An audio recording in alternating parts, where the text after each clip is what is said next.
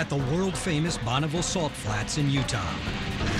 Hundreds of competitors are here, each with one goal in mind: to set a land speed record in just about every class of car and motorcycle imaginable. Among them, Jim Meederer of the Racing Beat team, hoping to top a world record of 241 miles per hour in his category, driving a modified 900 horsepower Mazda RX7. Editor of Car and Driver magazine, Chubba Chetta, is in the crowd. Bonneville is the most wonderful celebration of speed in the United States because it's about a simple figure. How fast can you go? Meederer will race against the clock on a 7-mile straightaway across the flats. 2 miles to accelerate, 3 miles to be clocked, and 2 miles to slow to a stop. It was a very, very powerful car, probably enough to go 300 miles per hour if you actually keep the car on the salt. Meederer gets a push to pick up speed, and he is off and running as a second camera picks him up, screaming across the flat.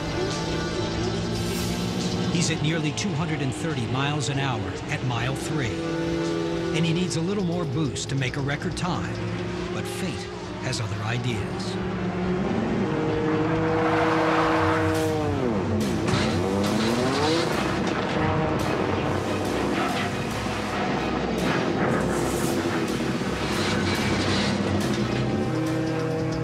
Jim's car goes into a spin and travels sideways before catching air and taking flight,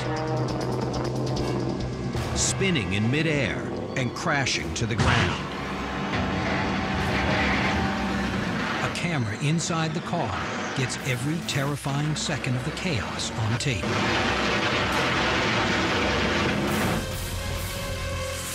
And then, black smoke, the last thing anyone wants to see after a crash of this magnitude. When you see a crash like that, you're always worried that the driver has died.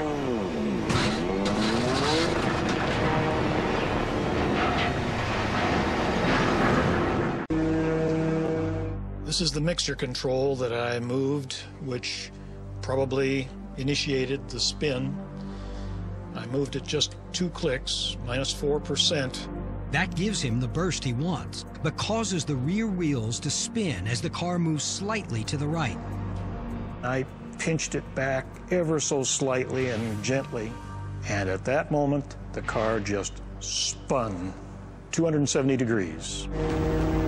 Editor of Car and Driver magazine, Chubba Chetta, says when the car turned sideways, it literally took off. Most cars are flat on the bottom and vaguely curved on the top.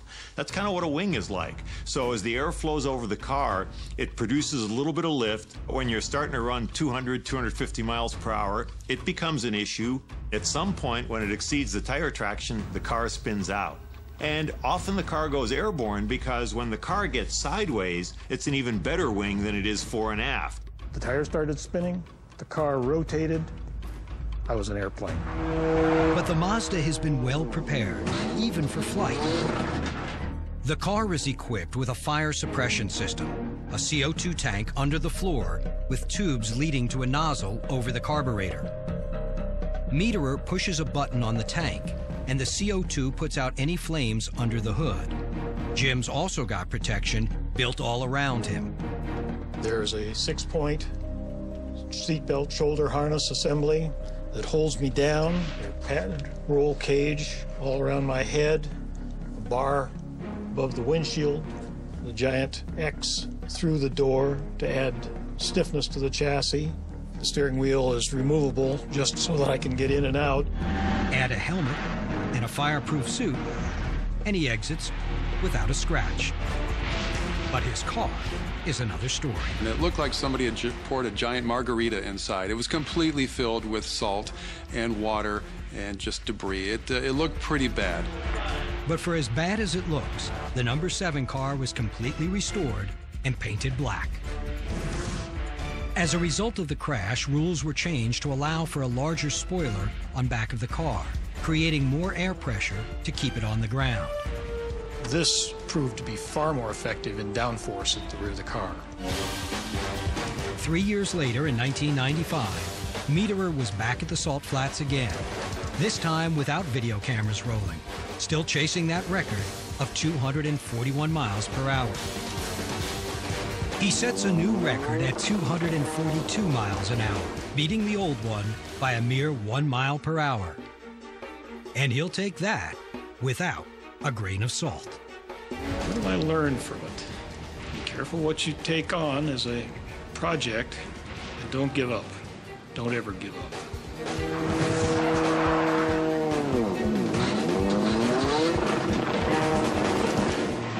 Hi, I am Paul Lamar, editor of the Rotary Engine newsletter. Here are a few points that need clarification in this video. Don Sherman, a former student of mine and previous record holder in a second-gen Mazda RX7, called and asked me to come up to Bonneville.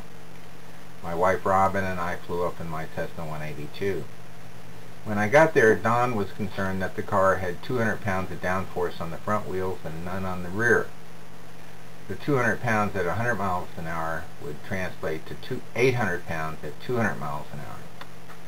The animation shown in the video with the nose lifting was therefore incorrect. The nose would not lift with 800 pounds of downforce. The car would merely pivot around the front axle as soon as the required traction caused the rear tires to lose lateral grip.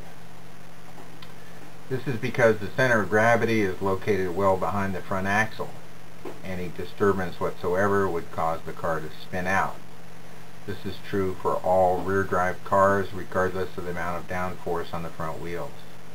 The traction from the rear tires is equal to the drag on the car, and then some for acceleration.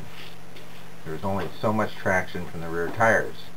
If all is used for overcoming drag and acceleration, none is available to keep the rear end behind the center of gravity. That is exactly what happened. It is also interesting, the video did not mention that this car was powered by a turbocharged 3-rotor Mazda rotary engine. At the time, 300 horsepower per rotor was a modest amount of horsepower.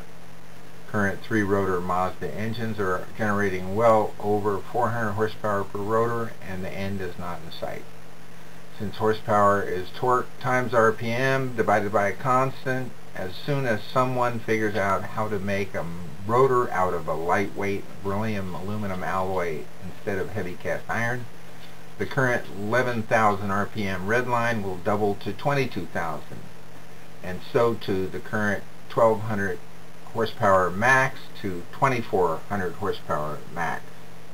For more information on rotary engines, contact me through my website. Thank you for listening.